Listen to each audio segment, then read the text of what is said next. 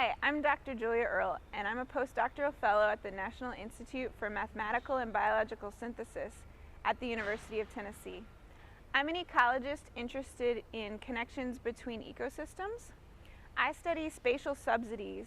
These occur when resources are moved from one ecosystem to another. These resources could be things like nutrients, energy, or even prey.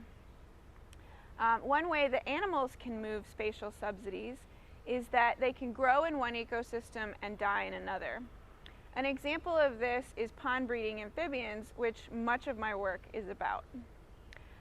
In this case, larval amphibians accumulate nutrients and energy in the pond ecosystem, and then they go through metamorphosis and move into the terrestrial environment. When they're in the terrestrial environment, 70 to 95% of them can die within the first few months. And when they die, they're depositing those nutrients and energy that came from the pond into the terrestrial environment. We know that subsidies can have large impacts on recipient ecosystems. They can provide beneficial services to people, such as promoting timber production, but they can also just change fundamental things about the ecosystem, such as food for predators and how the whole community is structured.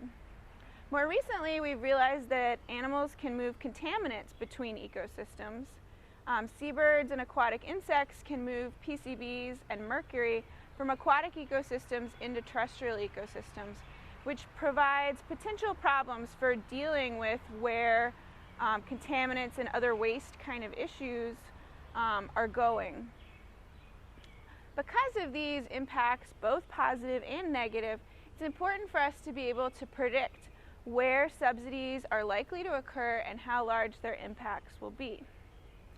Much of my research focuses on these that are moved by animals, and I'm interested in whether we can use different characteristics of how animals move to make these predictions. I use mathematical models through computer simulation to kind of look at these different questions.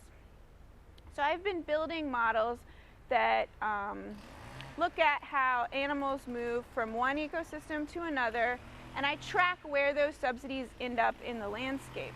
I'm hoping that we can match these models to real ecosystems to make predictions about real systems as to when subsidies will be harmful or when they will be beneficial to people and the environment.